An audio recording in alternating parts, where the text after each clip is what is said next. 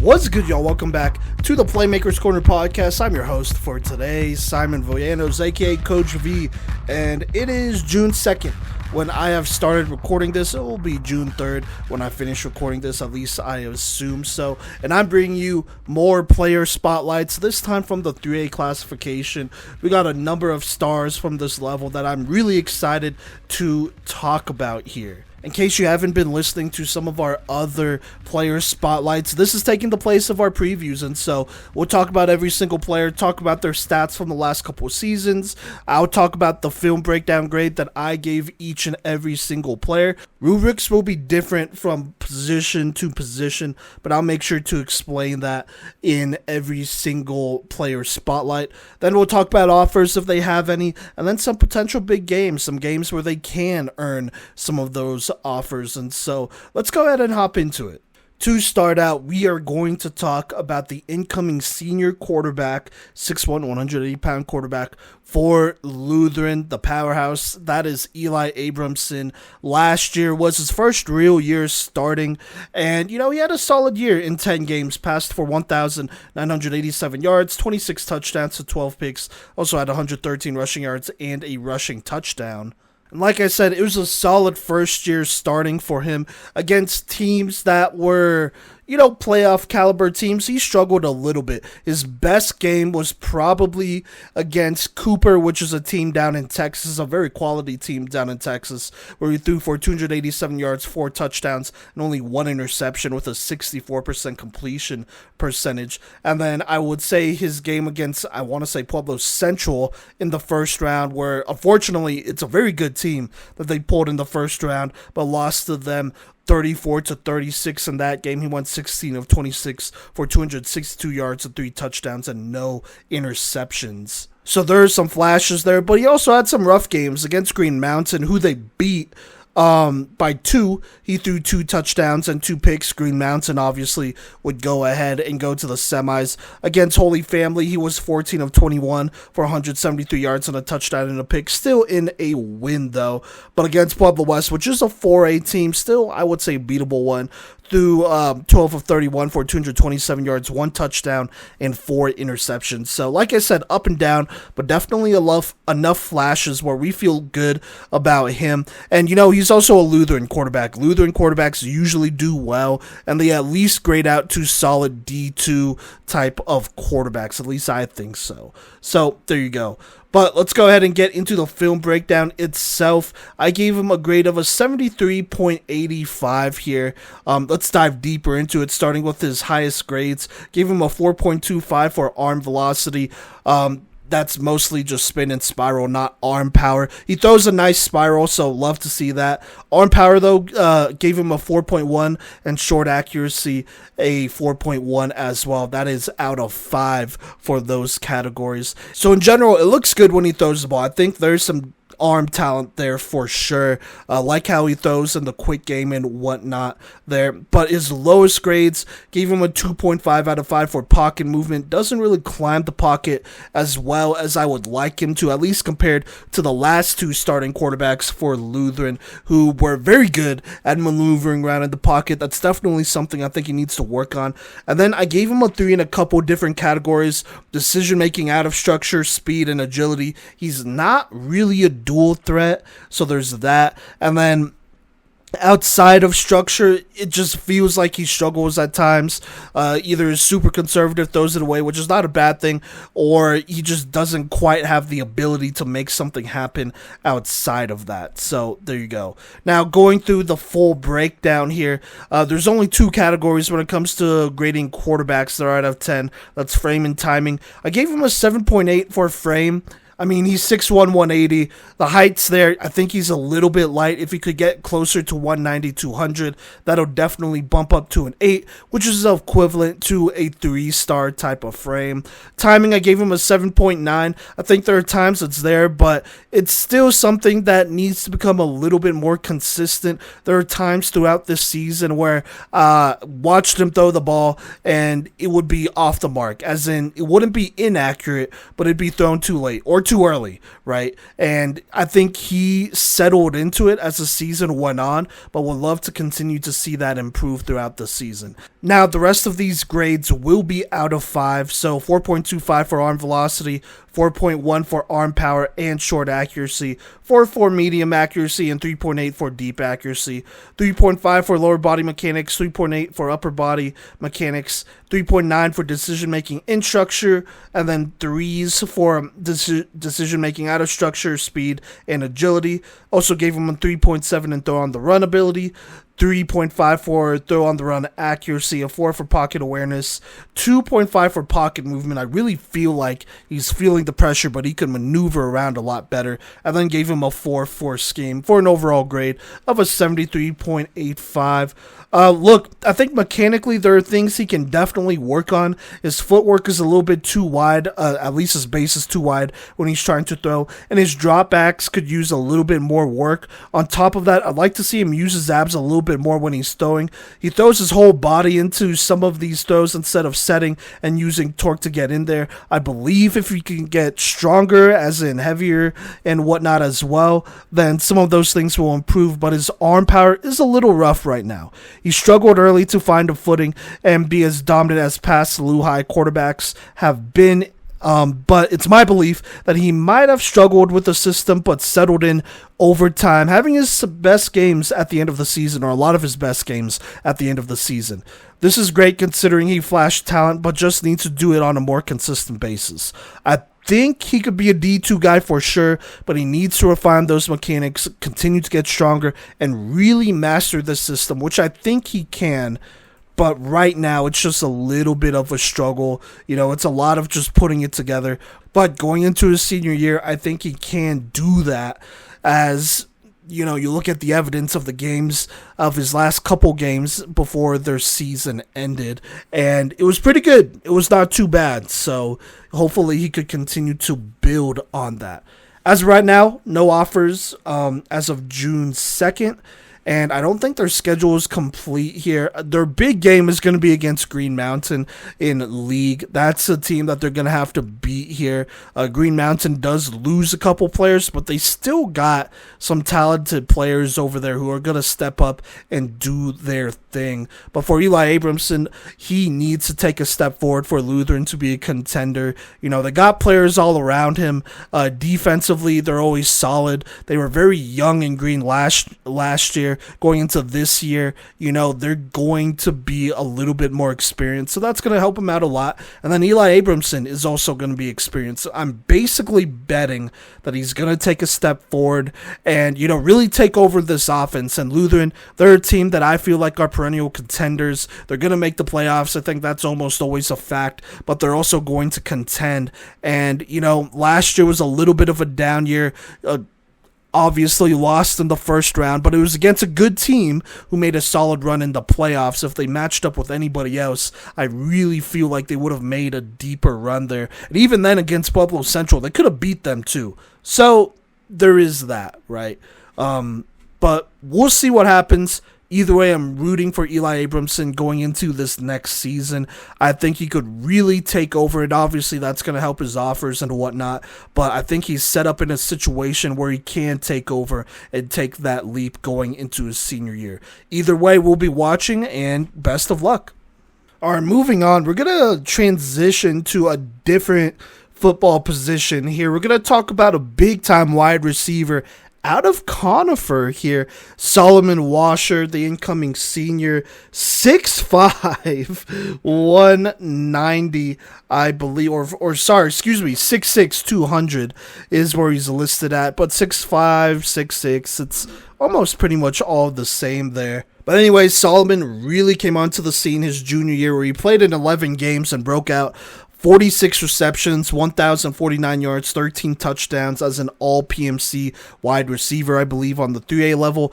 And then let's go ahead and get into his film breakdown here and what makes him great. It gave him a grade of a 77.05. And here's why. Let's go ahead and talk about what made him dominant in his junior year. Starting with his frame, I gave him a 9 frame, obviously. There's a lot of 5-star wide receivers that have this frame, 6'6", 200. dude. You can't teach height, right? And he has it. And honestly, if he put on a little bit more weight, he could even play some tight end if he wanted to. But I think right now he could also play wide receiver at this frame. So there you go. Now, the other things I really liked, 4.4 contested catch, 4.3 jump ball. Those are out of 5, by the way. You know, he knows how to use his frame. Now, everyone's going to be like, oh, it's 3A talent, you know, there's no DBs. There's DBs that could get up there and play well. In fact, I think on the 3A level, they see a lot of hurry-up offenses that throw the ball a ton. I've been saying this for years, right? 3A is great football here, and so for Solomon Washer to be dominating the competition that he is dominating over there with all these jump balls and contested catches, that's saying something. You know, he could get up there and, you know, make some tough catches, which is what you want out of a 6'5", 6'6" wide receiver. So love to see that. Now, his lowest grades, unfortunately, had to give him a 3 for blocking. I don't think he's the strongest blocker, but he can be. 3 is kind of the grade I give wide receivers who I don't see blocking or doing something that I'm looking for a whole ton. It's about an average grade there. It could go up, though. Now, gave him a 3.5 for his release. His rack ability after the catch, field vision, you know, just being able to make stuff after the catch here.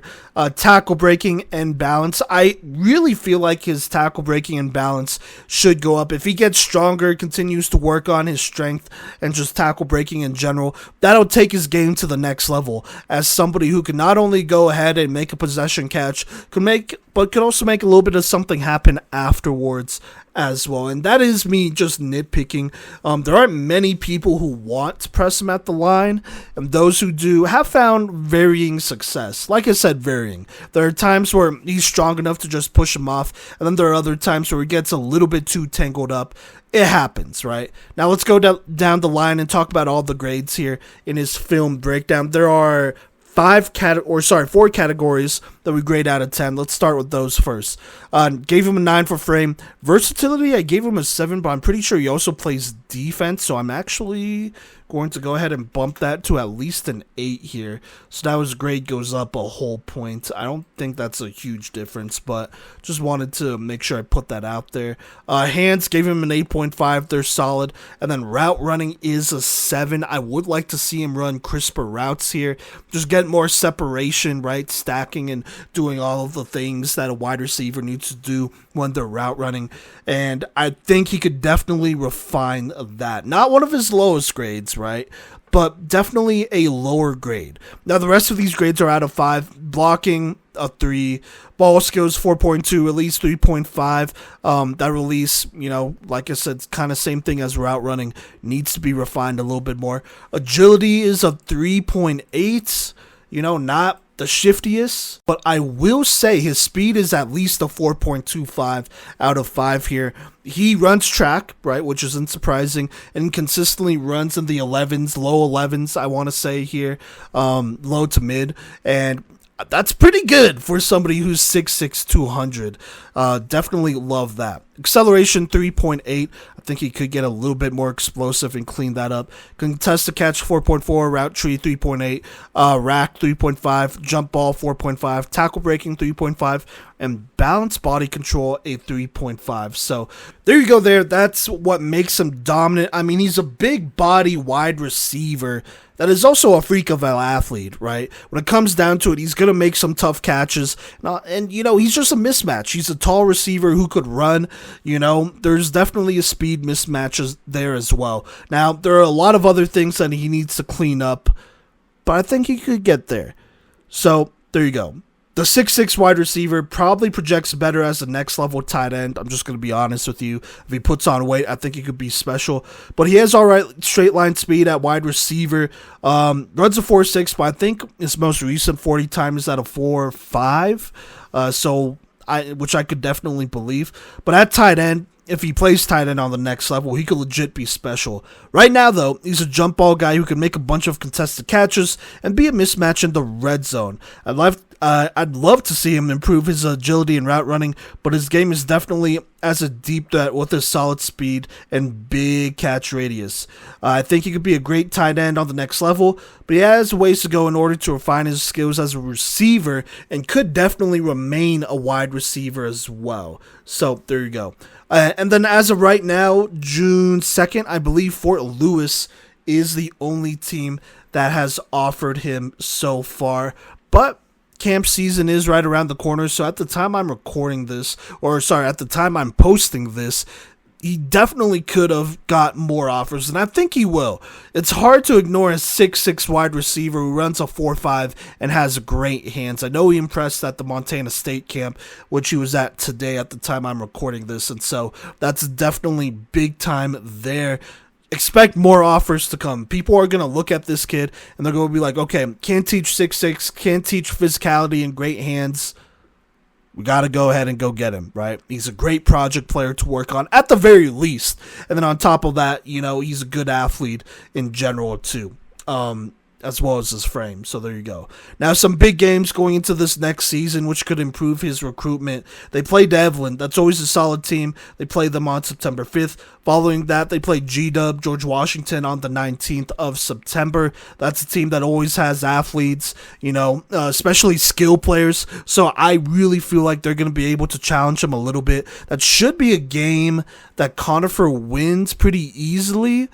But you never know. I think the individual matchups will be very interesting. They always got a little bit of speed over there at George Washington, and so that'll make things interesting for sure. And then one of the last games that they'll play in the season will be on October 31st. At least right now it's October 31st. That would be Halloween against Green Mountain, and that'll be a very interesting game. Green Mountain, they have a lot of wide receivers over there. They're a good defense. I would probably consider them at the very least a playoff team, if not contender, going into this next year.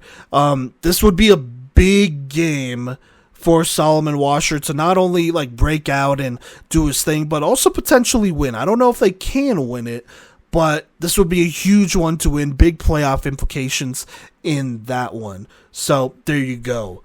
Now, I also probably should have mentioned this before talking about big games, but, Washer will be losing some pretty key players. He's losing his quarterback, first off, in Benson White. He's graduated, so that's going to be tough.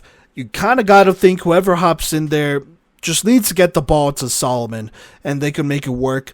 But sometimes it's not that simple, so we'll see what happens there.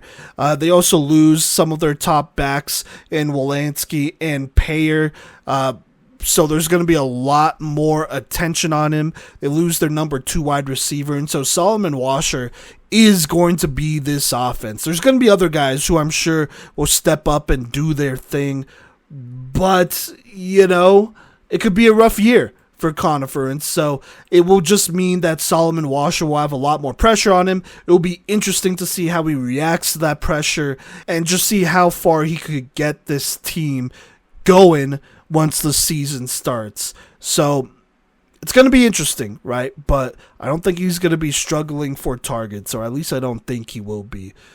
So we'll see what happens going into his senior year, into the fall of 2025. Either way, rooting for him. He's a very interesting prospect who, maybe when we do our top 5 senior of evaluations, he might be evaluated more as a tight end than wide receiver, but we'll see where he plays at more this upcoming season. Either way, wishing him the best of luck and excited for him as he enters his senior year.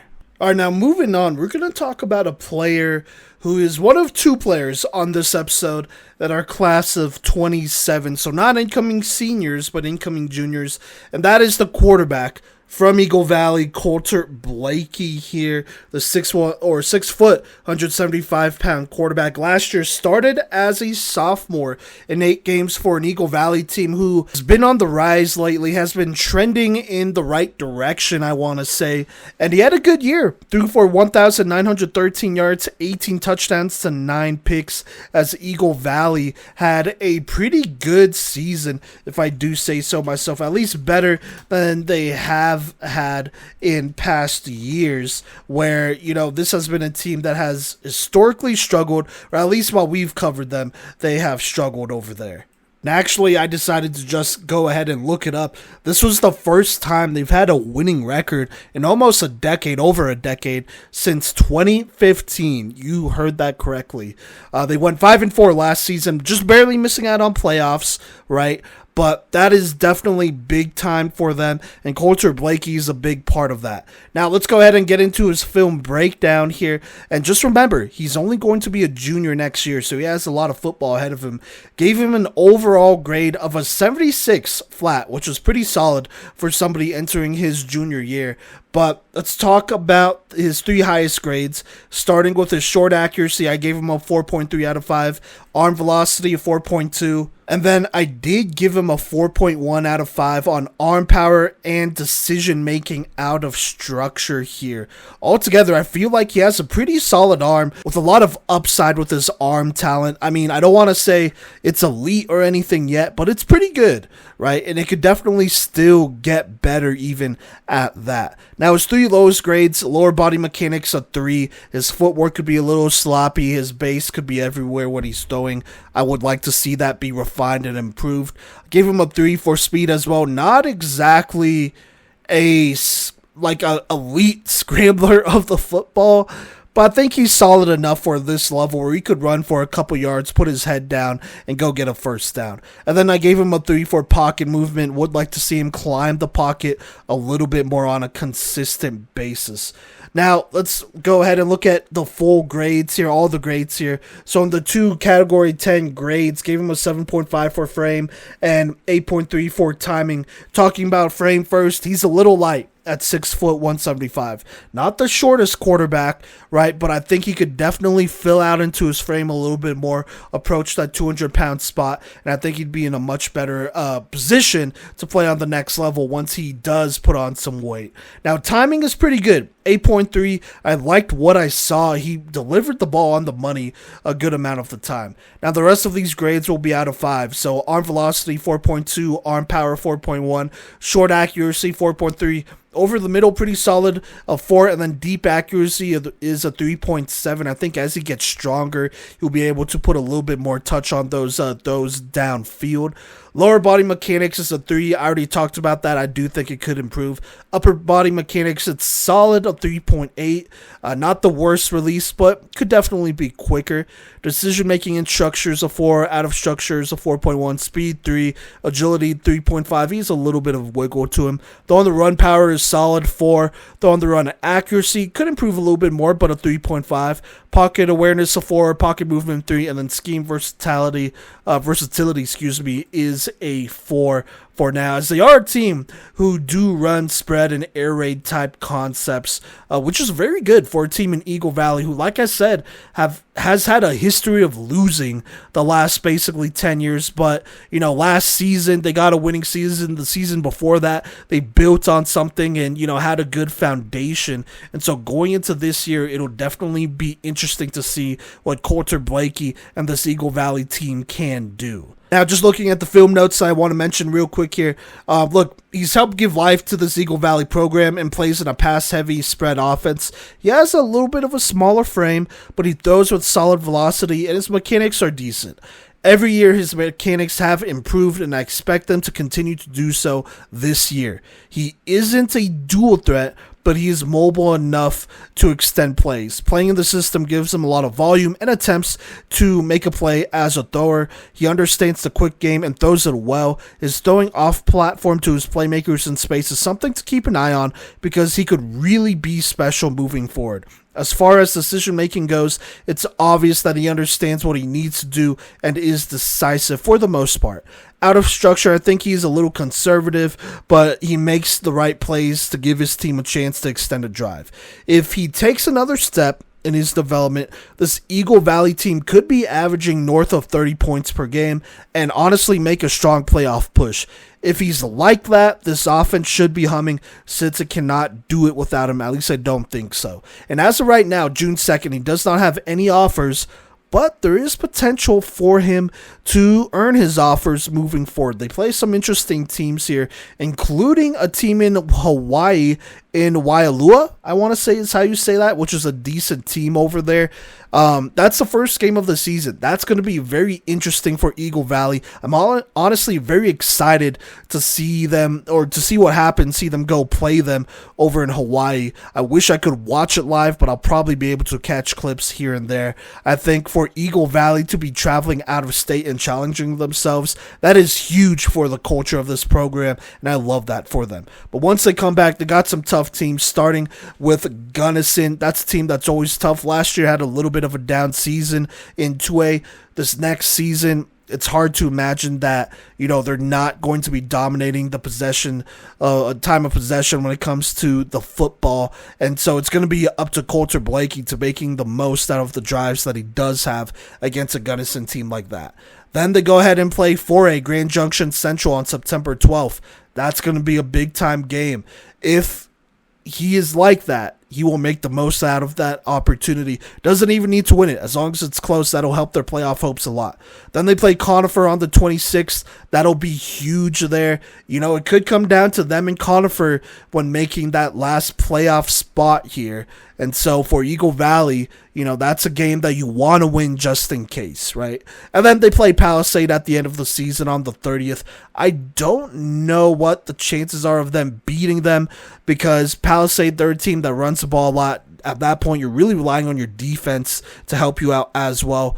They do lose some players, though, so I'm not going to close the door on the opportunity for Colter Blakey and Eagle Valley to find some magic.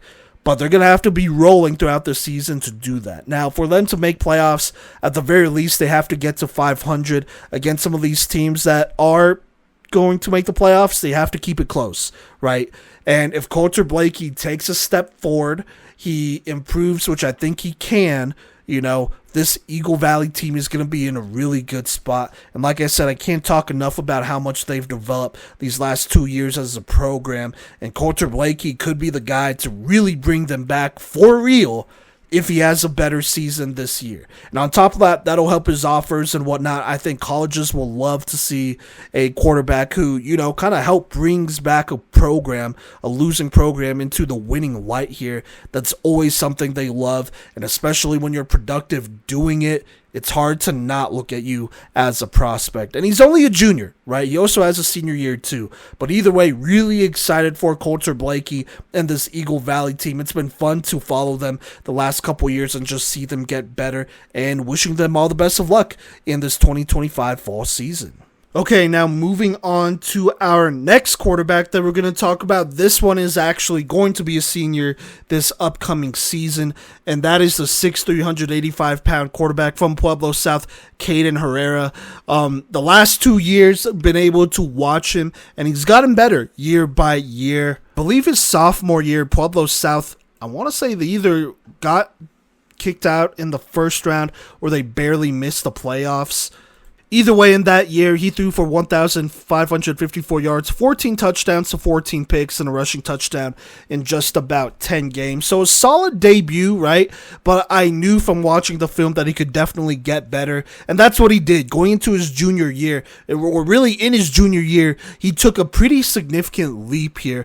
Threw for 2,480 yards, 30 touchdowns, only 10 interceptions. Also had 174 rushing yards and a touchdown in 11 games here. And on top of that, Pueblo South would make the playoffs, where unfortunately they would pull Meade in the first round, who, they obviously lost to because Meade would go to state and they would lose a tough one there to Thompson Valley. But, that's just kind of a mismatch up front there. It really wasn't his fault. I thought he played at least on paper, an okay game. 18 of 31, 202 yards, 1 touchdown to 2 picks. Not too bad. But if the rushing yards say anything, 7 rushes for negative 18 yards. That is definitely an offensive line problem, as Meade was massive up front there. So there you go. And then they lost 30-7. So not too much you could do there, but still relatively productive.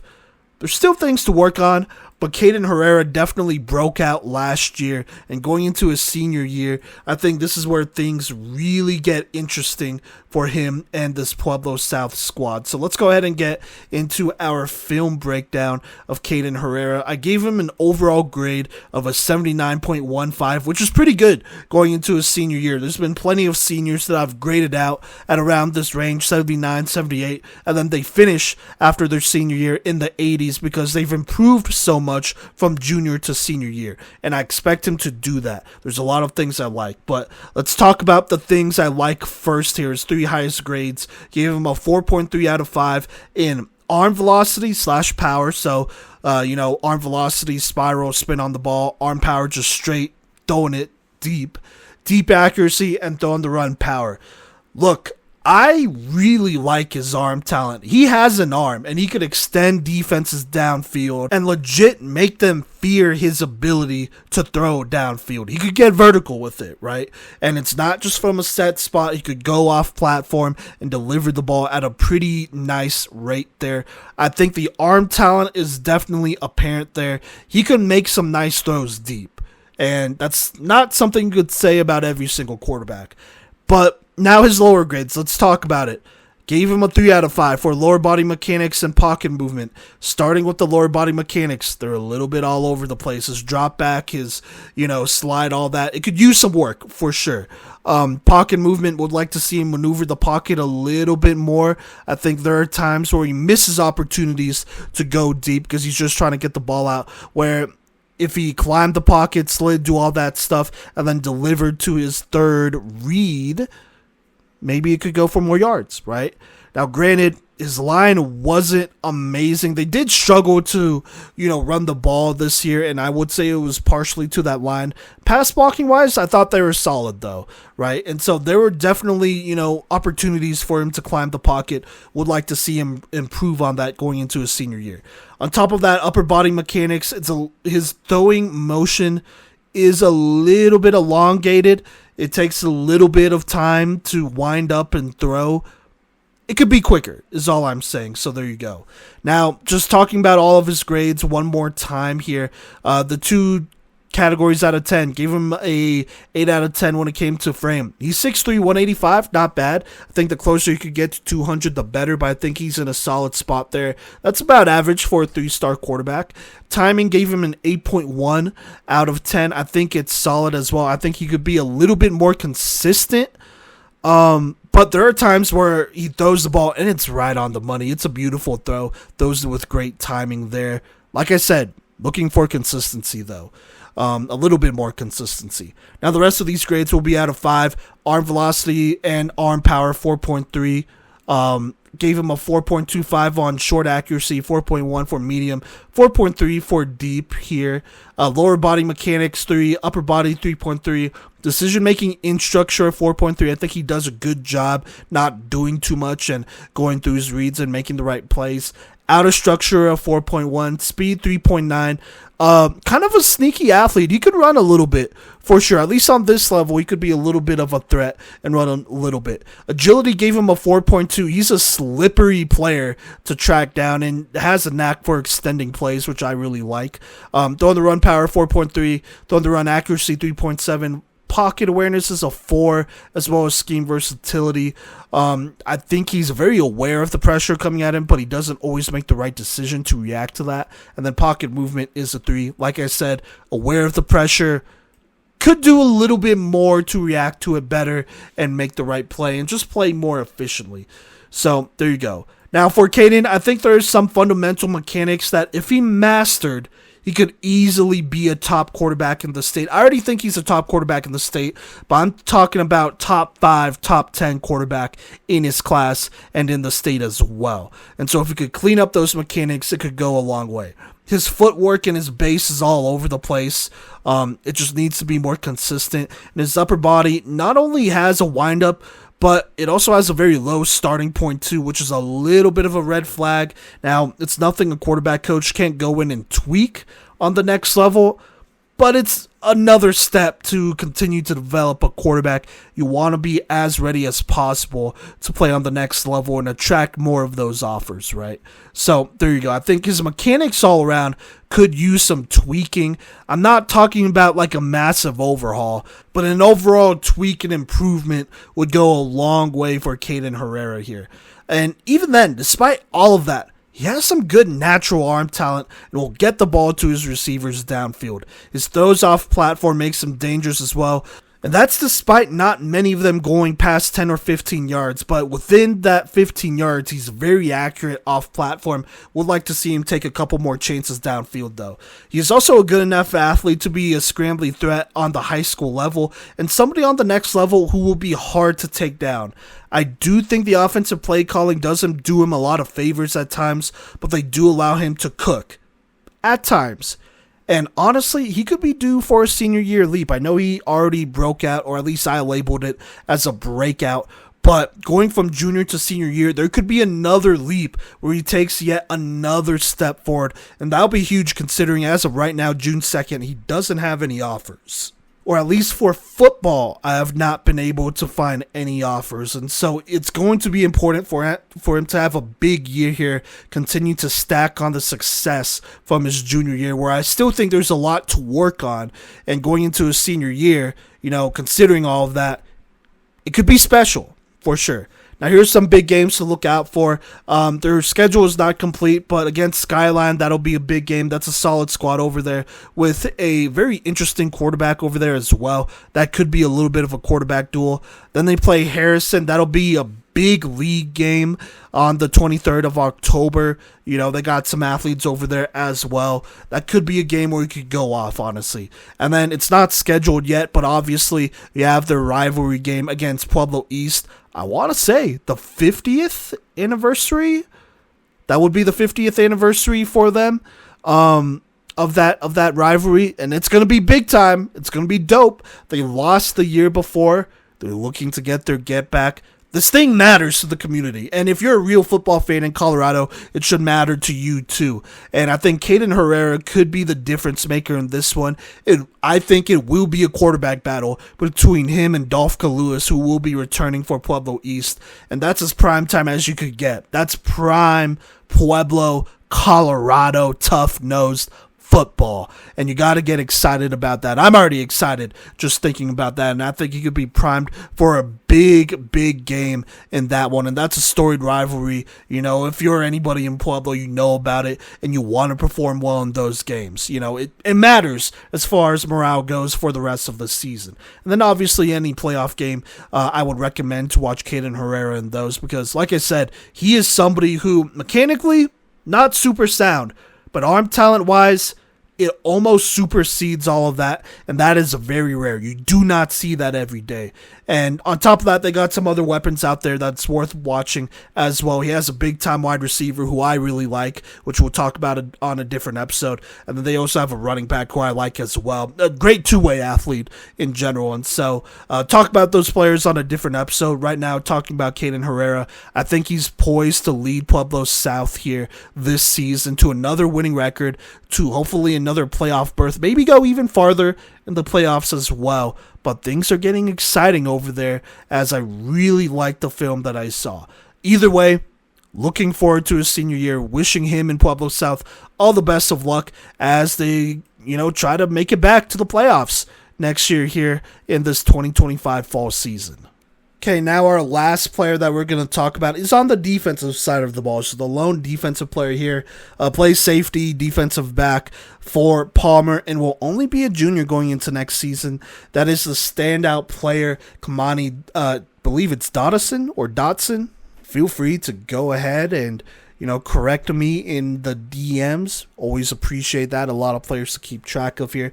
But Kymani, he had a big year last year. His freshman year, it was solid. 10 games played on varsity, 22 tackles, right?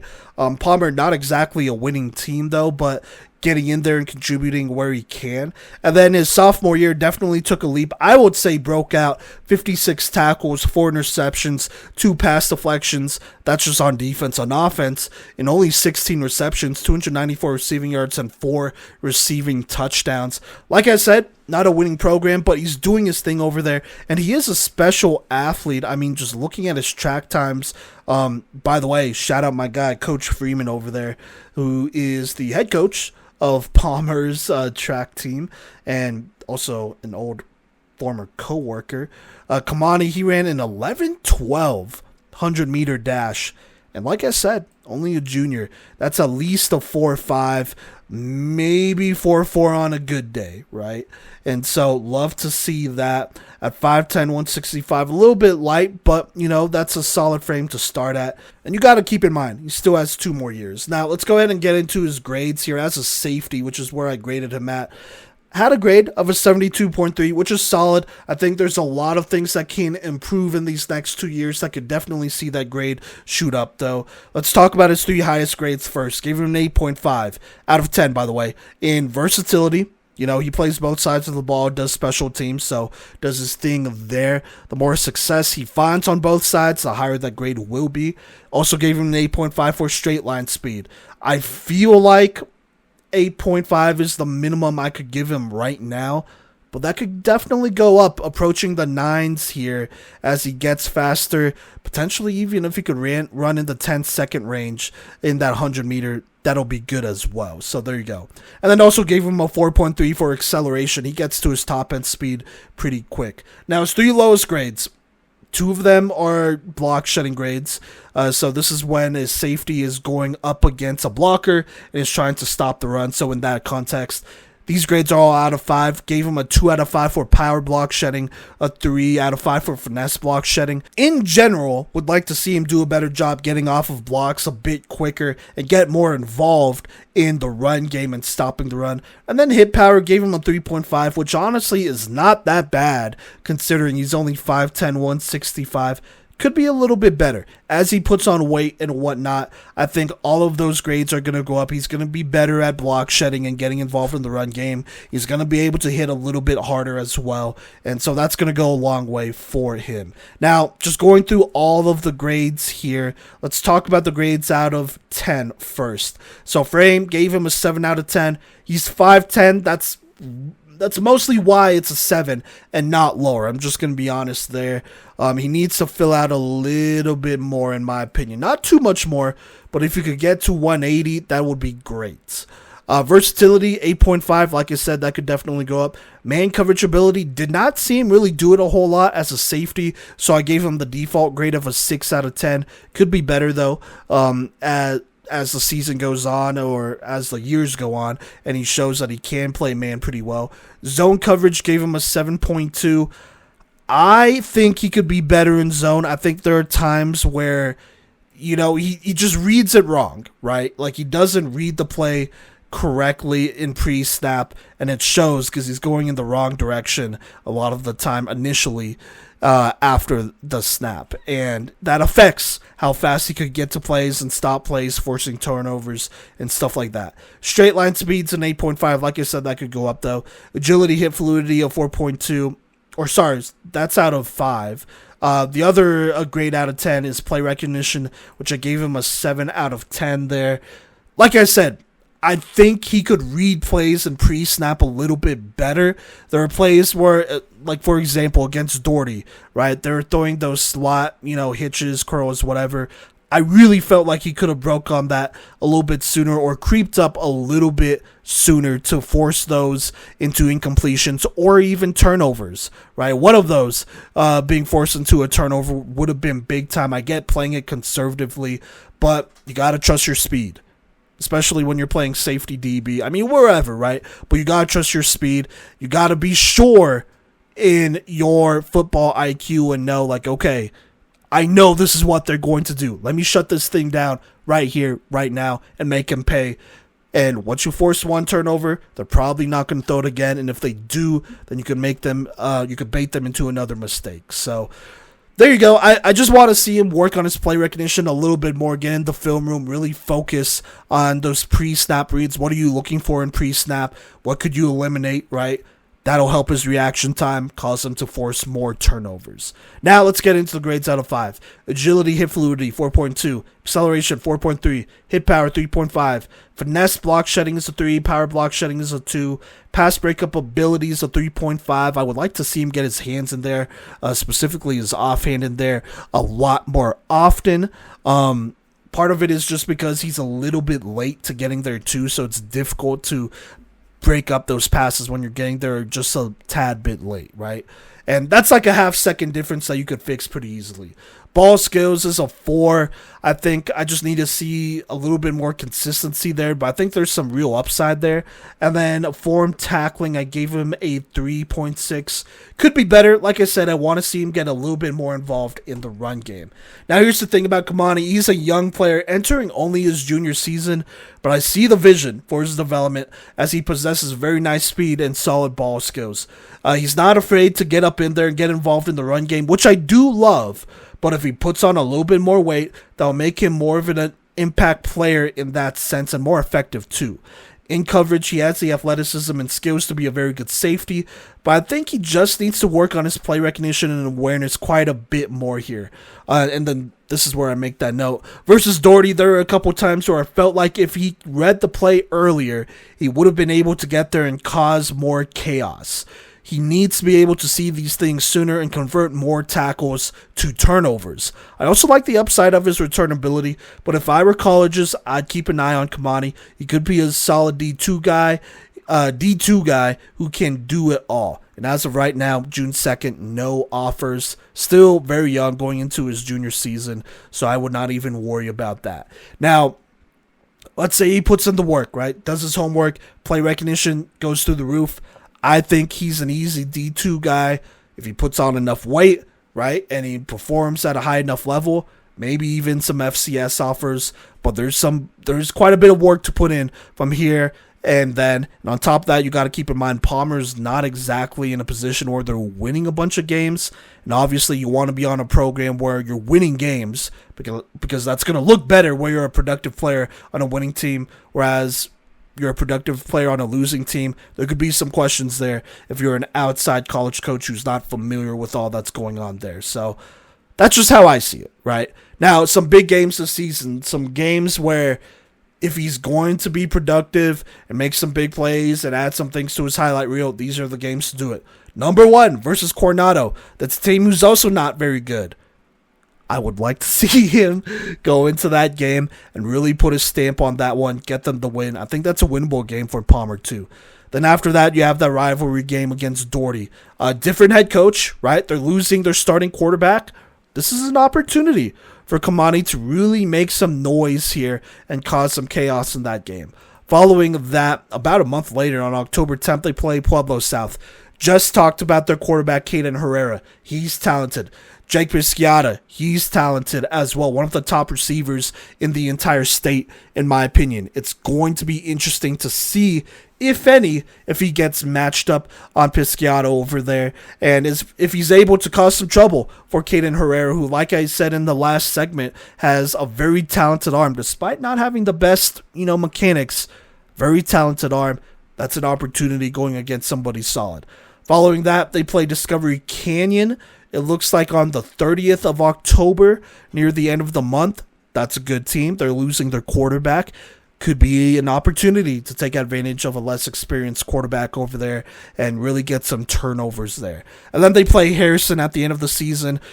If, for any reason, Palmer, and I mean, it's not that I'm not believing in them, but if they have the opportunity to make the playoffs, I really do feel like they got to beat Harrison to get there. I don't see a world where both Palmer and Harrison make the 3A playoffs. So that's what it's going to come down to. That's going to be a big-time game. Plus, the last game of the season, would like to see him have a big one against Harrison there. Either way, I'm rooting for Palmer. I'm a little biased because I taught the middle school that feeds into them, so I'm always going to be rooting for Palmer, to be honest with you. But I'm rooting for Palmer, rooting for Kymani to have a good season here in the fall of 2025. Okay, that'll do for that episode. When I'm recording this intro, it is actually June 8th, so we are a little bit behind, but we'll be back on schedule. So this episode should drop on June 9th, and then we'll be going Monday, Wednesday, Friday from here on out. Thank you so much for rocking with us. Make sure you tune into our social media at Playmakers Corner to know when the next episode will drop. All of the players we talk about are going to be on the watch list that we release in July/August, depending on what positions they play. And it is possible to make the watch list at multiple positions. So there you go there. Make sure you check out the other episodes. I know I've talked about a number of other quarterbacks and other great players around the state. So make sure you check all of that out. Until next time, I'll catch you later.